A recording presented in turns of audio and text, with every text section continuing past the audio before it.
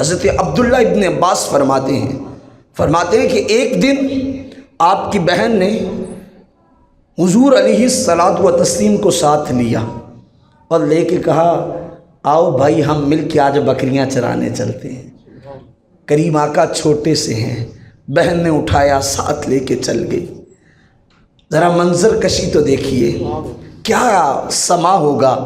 بہن نے بھائی کو اٹھایا ہوگا، بھائی بھی کوئی عام نہیں، بھائی بھی وہ ہے جس کے صدقے کل کائنات بنی ہے۔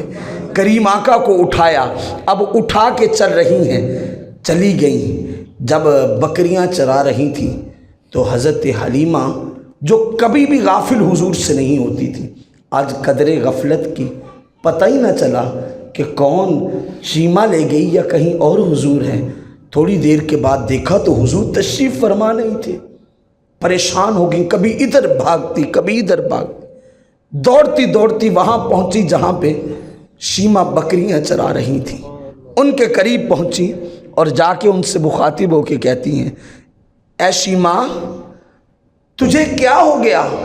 تجھے نہیں پتا اتنی سخت گرمی ہے اور تو اس معصوم بچے کو، اس محمد کو اٹھا کے اتنی تپش اور گرمی میں یہاں لے آئی ہے؟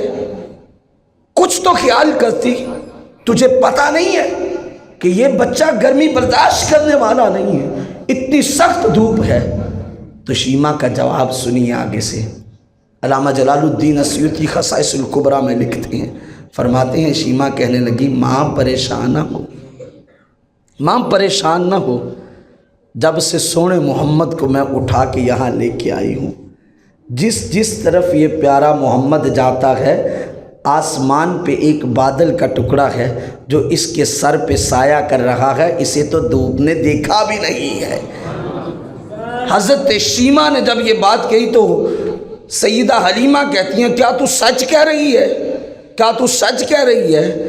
تو جناب شیمہ کہتی ہیں ہاں میں سچ کہہ رہی ہوں، قسم اس خدا کی جس کے قبضہ قدرت میں میری جان ہے، یہ پیارا محمد جدھر بھاگ کے بھی جاتا تھا تو بادل ساتھ ساتھ بھاگتا چلا جاتا تھا۔